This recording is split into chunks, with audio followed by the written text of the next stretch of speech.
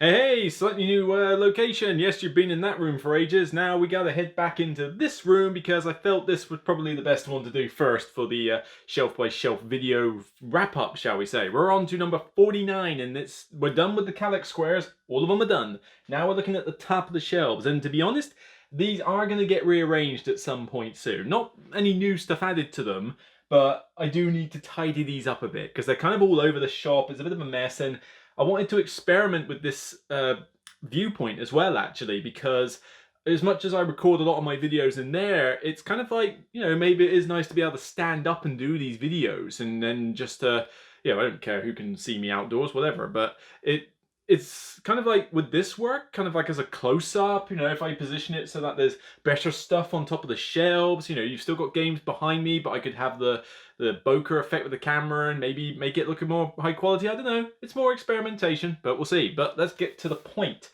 So, up here, mostly games, but there are a few elements where they're kind of like how I pimp up certain games. And yes, there are a few littered pieces about the point. I believe, I think Ben Osteen or something, old friend of mine, he did a 3D print of the broken Meeple or something. I've got a couple of these, but they just seem to be like lost in ether. And this nice little dude here is a little miniature Yoda. It's not baby Yoda, it's just Yoda. But there's somebody, I've forgotten her name, but she works at Dice Portsmouth, and you go into there, there's a big cabinet full of her stuff, and she occasionally goes to Portsmouth Comic Con and sells her wares there. And I bought a little Yoda. This was like £8 for this tiny little Yoda. It's usually a little mascot I take with me, but for now, you're just going to sit there, aren't you? Yes. My Yoda impression's not good. Right, so hopefully the microphone can pick me up though, because it is a shotgun mic and I am turning around to look at this. But basically, let's start with this side. Right, so nice and easy, and I'm going to basically just take these down.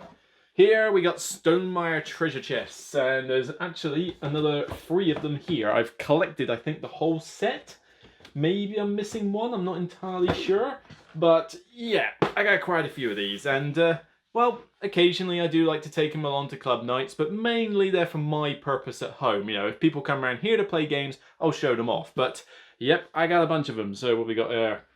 Yeah, well, they're not in order, I must admit, and they don't all have names on them, but pretty much every token you can think of, chances are I've got some 3D token for it. And for some reason, I even bought this box set, even though it has a set which is pretty much designed entirely for Power Grid.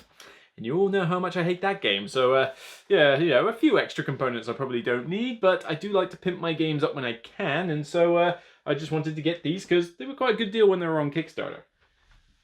Oh, okie doke. Right, now this. Ooh, I like this one. Right. It comes in 2 boxes. Read the name. Tacky No Code. Yes, this is, I kid you not, I'm going to put this one just back up there for a moment, get this one out. I still kept the cardboard box for it, and I'm not going to get this out and show you guys because it will take me forever.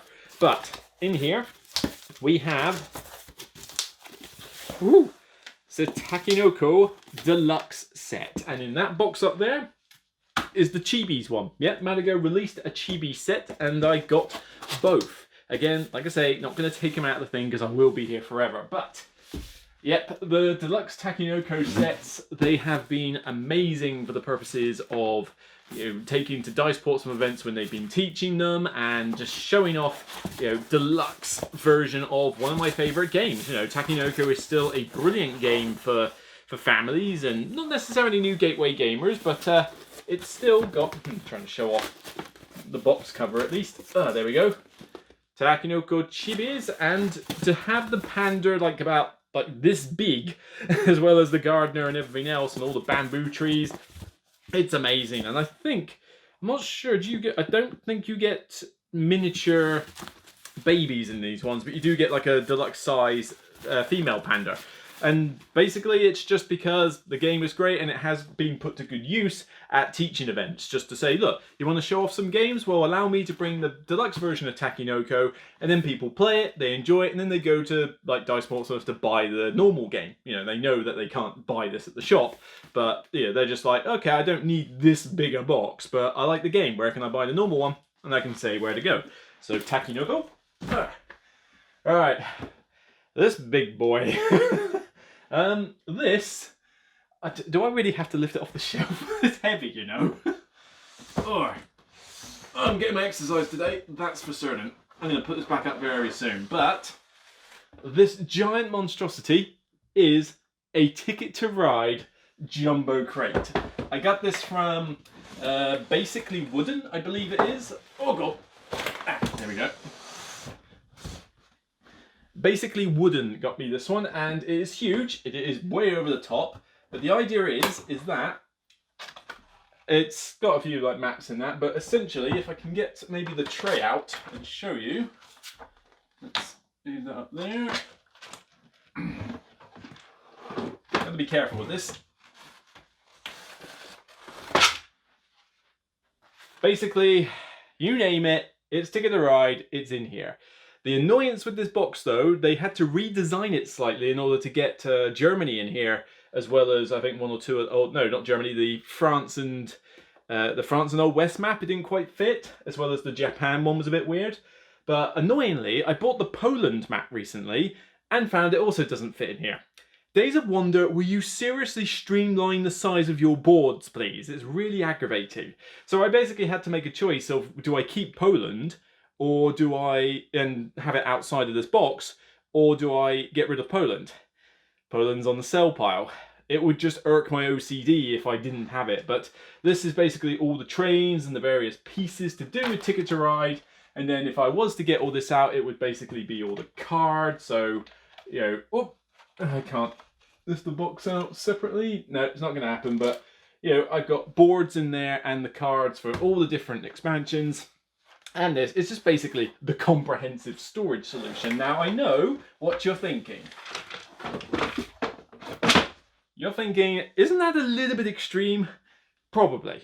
But I do, it's just the fact that I can have it there as a storage for all of it. And I could just take some maps out if I wanted to take them to a club night, you know, just like the occasional map and that. But ideally, this is more a case of I would have it here, and so if people came round, I could play it here in all its glory. Because let's face it, when you go to conventions and when you go to other club nights, chances are they've got copies of Ticket to Ride, and they don't often have the expansion maps. So if I'm desperate, I can just take a map out of here. But ideally, what I would probably do, and I'd probably even have a box, like a Days of Wonder box in the other room, I could probably just carry it in there. But ideally, this is more, are you coming round? Right, let me just get this box off the shelf and we'll see which one we want. And I don't mind lifting it off when I'm actually taking it into the other room to play a game. It's just, for this video, it's a bit of a faff.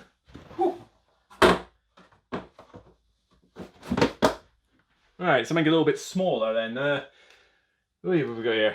Oh, random little Tacky No Code panda that came out of the Deluxe Kickstarter. So I can go down there. Alrighty, we have got spare case of coin chests. Sinister Fish Games did Villagers, and they gave us these really nifty coins for it, actually. I wonder if I can get it out. Come on. Here we go. So they came in this little crate, and there you go. Whoop. Be very careful. But they're these nice little like wooden denominations, 10, 5, 50, 100, 2. And they work great for villagers. But they work so good, and I think they were like 9, 10 quid extra as an add-on, so, you know, really cheap. I got a case for just general use. In fact, I might even have had more than one case, actually. I think I ended up with a bonus case by accident, or perhaps I bought another one, I'm not sure. But basically, I've got one in Villagers. I've got one here, which is just a generic use-only thing.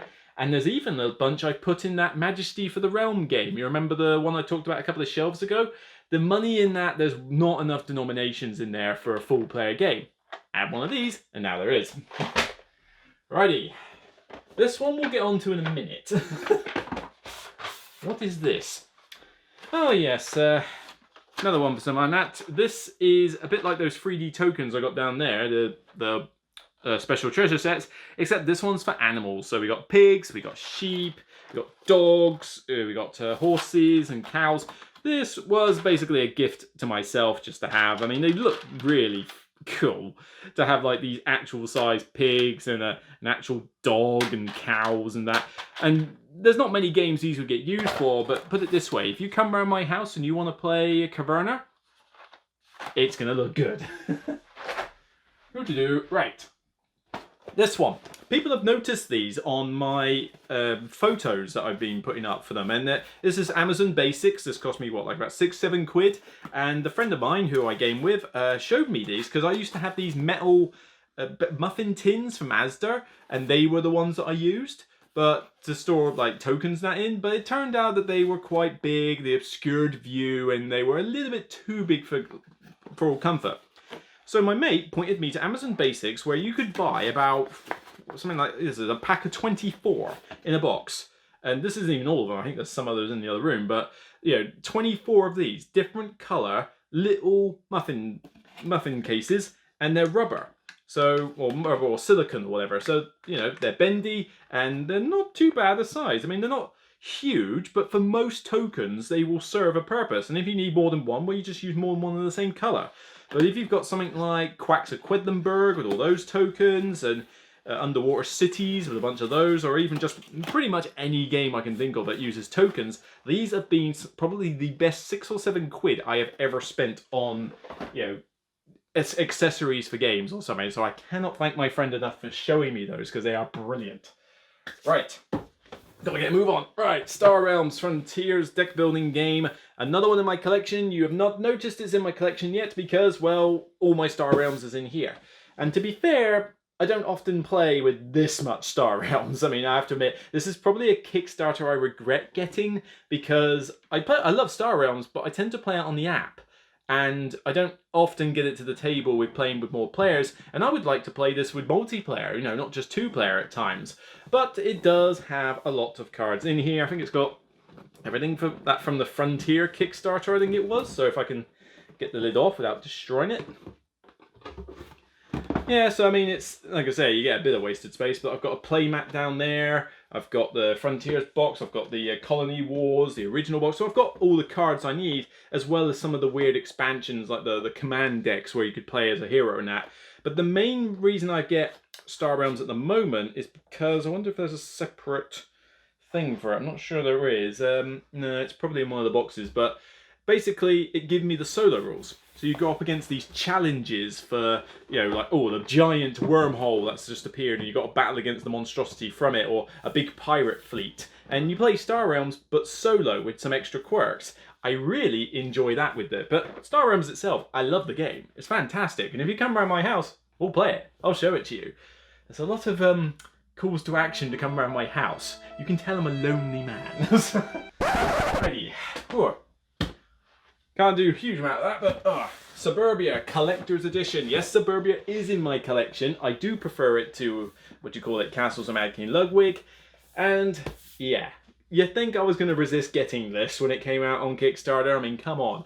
Suburbia is a great game. I love the Euro game, but my God, does it look like trash when you look at the original version. But this one, oh boy, it's a good one. So, if I get the lid off. Try and showcase a little bit of it from me. Runaway rulebooks, but so can only show you so much, unfortunately. But basically, I got the upgraded version, which has about 20 of these player boards on there. So you can basically pick your country and go with it. But underneath there, you have got game trays. You've got the actual tower, loads of pieces, loads of content. If anything, it's maybe a little bit too much content in the sense, because one expansion I probably wouldn't use, and it's hard to set the game up unless you play it regularly, and it's been a long time since I've played Suburbia, so I'm kind of a little bit over on the rules, but still love it. And you know, this is actually light enough that I can take to a game night and still play with it. But for now, I'll find that missing piece later. There we go. We'll sort you out later. Right, all right, a couple of stragglers from up here. This isn't particularly interesting. Basically, it's just a bunch of game sleeves for Awakened Realms. The Tainted Grail Kickstarter. I ordered the premium sleeves. I've already sleeved all of Tainted Grail, but we're expecting more content for Tainted Grail in the future in Wave 2, I think. I'm not sure when they're going to be shipping that, actually. But basically, these are the spare sleeves, so I just needed somewhere to put them. Yeah, you can go over there. Ready. Oh, right, yeah. I think I bought this one. Oh, no. Asmodee donated this one. Alabari, a nice cup of tea. I wasn't sure what to make of it. I mean, Snowdonia is okay. I don't love the game, but I think it's alright. And you know what I'm like with train games. And yes, I know just because it's called A Nice Cup of Tea, I know it's not really a tea-making game. I've already been burnt out on that anyway. But, you know, Tony Boydell's Snowdonia was half decent. So maybe this would be an improvement on it. I don't know. It was a review copy that I got with a slight problem. I got this literally the day before COVID isolation started, if any, or maybe even a week into it. So how was I never found the time to even take this out of the shrink wrap, let alone play it. I mean, yes, it has got a solo mode, but nobody's really going to want me to review the game purely on a solo perspective. And from what I hear, it's not particularly great at solo. It's more a multiplayer game, so I kind of have to find time to play it. And this will probably be like a review I'll do in the long term. But, you know, we're going to have to get isolation out of the way first. But I needed somewhere to store it. All right. We'll come back to you two later. Gonna save the best till last. Right. Oh boy. Ticket to Ride. Still going on the Ticket to Ride. Yes, I don't own the normal USA map for Ticket to Ride because I own this one. A little bit dusty, but Ticket to Ride, the 10th anniversary version with the really cool train pieces in it. And yeah, I can't show you the back of these for obvious reasons. They're too big. But I can at least try and take the lid off this one and show you. Look at that for a board. That's just a small chunk of the USA map. It's remarkably detailed, so nice and colourful. But on top of that, you get the tins with the actual sort of plastic 3D trains in there. What the railway circus has got little giraffes pointing out the top, and the beer one, and the railroad, and the Metropolitan Transit. It is just USA Ticket to Ride, as simple as that. But this was a fantastic one, and I think I even managed to get my parents to buy it at home. So occasionally, if we are going to play Ticket to Ride and they don't want to play an expansion map, I'll pull out this one for the America map. And I don't have this in that jumbo crate, actually, because, well, what's the point of buying the normal USA map when you got this one? And I admit, this is kind of also my answer to the jumbo crate. It's like I've got the Ticket to Ride London, you remember the little titchy one? So I can use that for a 15-minute filler. I can use this for a normal game of Ticket to Ride, and then if we want something fancy, I pull out the crate. Ooh-wee. Alright, second to last. Tokaido Deluxe Edition. Yes, I still love Tokaido. It's a really nice Zen game. It's just nice, pleasant, and charming. Not to mention, it looks gorgeous. And in its deluxe form, that is an understatement. The deluxe form is so pretty. I mean, it's, you know, it's nice and stark white with lots of nice pretty colors over it. But with the deluxe, it also comes with the 2 expansions. I've even printed out and laminated reference sheets for this. That's why there's a bit of loose change on the top. And yeah, I need to be careful because they will slide out of the cards. It's not a vertical storage thing, but you know, you've got the little minis, you've got the cards, you've got the metal coins. I've got a good amount of pimped up stuff for this, as well as like the 2 expansions. And you know, I know some people like to scoff on Tokaido and say, well, it's just a really simple game, isn't it? Yeah. And your problem is like not everything has to be some 3-hour monstrosity game when you can just create something that's just light, pleasant, and fun. And, you know, there's still turn angst in this. I mean, you're hoping that players don't go to where you want to go. Yeah, you're not necessarily interacting with them, but it matters when the other players are in the game. It makes 4 and 5 player very tense on this. So, and it wasn't that expensive to buy. I think I actually kickstarted, what's it called? Namji? I don't know whatever it's called, but the kind of sister sequel to this one. So I'll be interested to see how that turns out. And last but not least, the main attraction. Was my number 1 game, then went to number 2, and probably at this point is back to number 1. It's just a lovely game. I love it. Sentinels of the Multiverse, but this is 2 parts because you're probably thinking, well, what's this bit? We'll get to that later. But this is the big one. I paid a lot for this Kickstarter. This was my birthday present to myself. Like I'd had a bit of money in from some side accounts on the side. I'm an accountant, and you know, nothing dodgy. I just had friends of friend clients, and I had some money for that. It was my birthday, and I thought, you know what, I need some retail therapy. And they put the Kickstarter on for the complete collection box for this when they did the Oblivion Kickstarter, and I thought, I need that storage shed. I need the dividers because it is glorious. And I'm not joking, it is heavy, but yes, okay, it just looks like a normal, you know, black box, Sentinels in the Multiverse, nothing major, okay? Right, wrong. So wrong. Alright, you ready? Lifts up. All the cards and tokens and playmats come out in trays. A lot easier than carrying the box. So this top tray just basically holds a few, what does this hold? Oh yeah, the rule books and various little comic strips you got, as well as this special box, which also came with it, which I believe, if I'm right, is special foil cards? Yeah, so it basically gives us foil cards for all the villains. Every single one. Every single one they ever released, a full foil card. And they look gorgeous. Alternate art and everything, including Oblivion. Really, really, really, really nice. Slots back in there. Whoop. Although, need to make certain I put this in the right place, otherwise it won't fit. Needs to go in there. There we go. And then these are just basically some tokens and various bits in that. Although, you know, I do have the bigger cards in here again. But then I also, on artscal.com, printed off some of these little token bags. So, you know, I've got Sentinels in the Multiverse theme token bags for the hit point tokens and that. And I got another one in here for the status symbol. So, you know, it was just a way I pimped up the game a while back, but they fit nicely in there. And then all the cards from everything, including the promo packs, the base set, the expansions, Oblivion, Vengeance, all in here. Like this particular tray, for example, is just villains. Yeah. This is the villain box, and they, you know, everything in here is sleeved. I have sleeved every single one of these. Granted, they're cheap sleeves, but, you know, they are sleeved.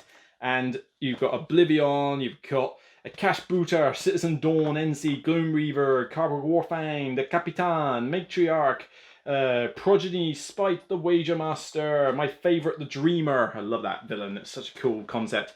But it also comes with, if I can try and, these really good thick dividers with like the character artwork on them. You know, take note, some of you other people, you know, you need to do good dividers for your games. But that's just the villains. In the other ones, you've got the rest of the villains, actually. I think there's more villains in this one. Yeah, more villains, because of the Vengeance and that. And all the environments. And then in the other, you've got the variants for heroes. And two boxes for the heroes. And this is including variants. So if I get, let's say, here we got the Naturalist. He's my favourite character. Can I see his character cards? No, let's try and find an easier one. Must be another one here somewhere. Can I use Tachyon? When was the last time I used you? Problem is, I don't tend to put the character card at the front. Actually, no, I think I know where they are. Give me a sec. Yes, I think, yes, they're in here. So basically, all the character cards are in, they're kind of like separated out here at the back. Unsleeved and not used. Why? Because I've got the foil versions here at the front all sleeved. So, for example, she's a variant, effectively Supergirl version of Legacy. And they're in order here, and I just basically find the variant I want and then grab the cards for it. So it's a relatively quick setup for the game considering the size of the box. But, oh, I love this thing so much. So you're probably thinking, well, hang on a minute. You've got this big crate. What's that then? Why do you need the originals? I didn't originally, and I'm so nearly chucked these out. I'm glad I didn't, because these have a new purpose. Yes, this is Sentinels the Multiverse related, but I wasn't the biggest fan of fan expansion, shall we say. I thought, I can't be bothered with, you know, print and play and all that. I don't want to mess around and bits and bobs. But I then came across a website. I can't remember who the website was. It was an American based. I think if you basically just go online on Sentinel fan forums or Great Indian Games like that, or just do a search for Cauldron Expansion, you'll find it. And these two boxes basically hold the entire fan-made Cauldron set, which was basically where fans came up with entirely new heroes, environments, almost like a whole different meta universe of characters. And At first I thought, well, I'm not printing all that out and doing all that. Oh God, that's annoying.